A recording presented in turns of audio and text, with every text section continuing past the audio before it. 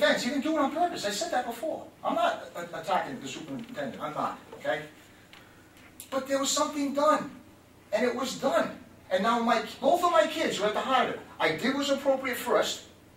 I didn't, and I didn't make a stink. Once I found out someone went onto the school to play, I said, hey, we'll wait till next year. That's what I did. Because I thought it was right because of the children. I said to my wife, let's just deal with it next year. And we'll let her try out. Now comes basketball. All of a sudden, I feel like, what am I being singled out? So I get here, and there's a little bit of turmoil going on this board. And I'm sitting here, and I'm seeing personalities, and that's not what I came here for. I came here because my child and us did what was appropriate both times. Okay. All right. So before we started making decisions, I'm saying, you got to hear me out. Okay, you don't know me. I don't even know you. You don't know me. You don't know my wife. So I'm a parent. I know he's going to say that certain kids were caught. You know what? They all tried out. I read the rule. I read some of the kids. But I look at we did what was appropriate. And I did abide by the rules and regulations set forth by you. Okay. And we had permission. That's what I'm trying to say. I didn't just show up. And now my kid's at the heart of it. He's sitting over at the middle school, sitting on the bench, waiting for this board to say, and Mike's trying to do it in the right way, because I said you have to do it with a policy change. I don't know how you do it. I don't know if you turn around and, I said, because you can't sit here and start doing things. You have to make a one-line or a two-line to say, in this case. And I don't think it's right to change policy today and everything else, but I think it's right to make an adjustment to your policy, okay, because you already opened up the box in regards to what transpired already with one of my children. Okay. Thank you. Thank you. Mr. Chairman. Mr. Cullen, Dr. Brown. You know, I want to provide a little bit of history because without the context, I feel some of this is a little bit of an attack, but that's okay. I got big shoulders, I can handle it. I want to go back to the summer when the question was asked. It came to me directly. One individual asked. I went and looked for the policy. I could not find the policy. I think that's the part that you referenced, that we were looking for a policy, but they would not find it until now. So it wasn't for lack of looking. I asked the high school.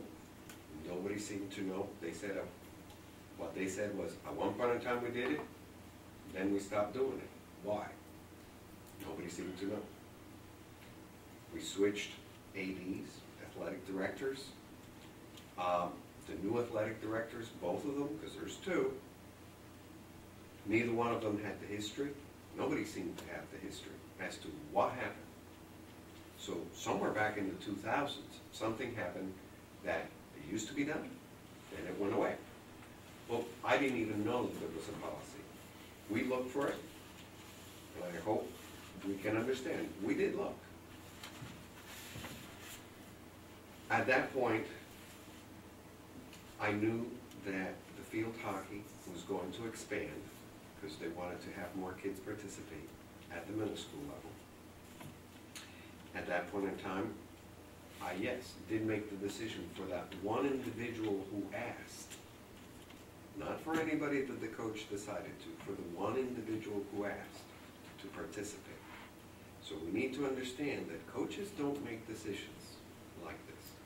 So if anybody's going to shoulder the blame here, it's me. I made one decision for one student. So if the coaches decide to call other people and recruit and go around asking other people, that is not appropriate. So I will say that right here, right now. Let me finish. Let me finish. That didn't happen. He did, don't throw your coach up. He didn't do that. He called and asked. Okay? I think the policy was misconstrued by a lot of people. So don't throw your coach under the bus. I don't want to see you lose your coach. Find the policy. Please, the guy's he's a good kid. He is.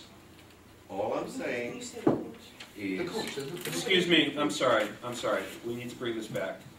Dr. Cawley is speaking. Mike, please allow me to finish. Because I'm when in agreement with all you said, I just wasn't sure. Let me finish. Back then I made that decision. Now, had I known the policy existed, I wouldn't have made it.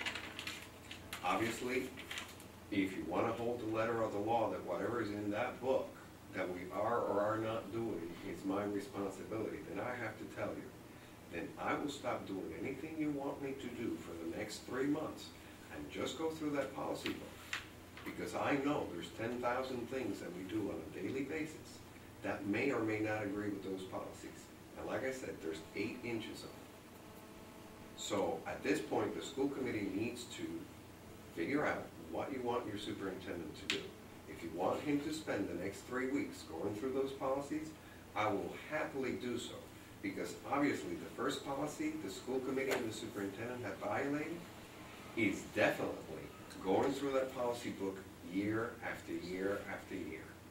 Because if that was the case, then this policy may have been brought up last year and we would have been aware of it.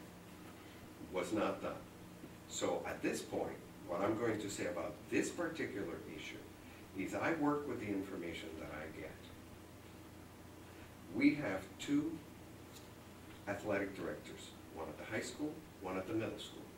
Mrs. Costa is the athletic director at the middle school.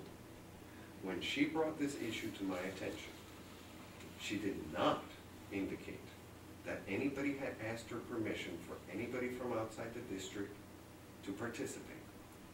In fact, what she told me was she didn't even know, because she had no paperwork, no phone numbers, no names, and therefore, she said, I'm worried that a child participated that does not go to our schools.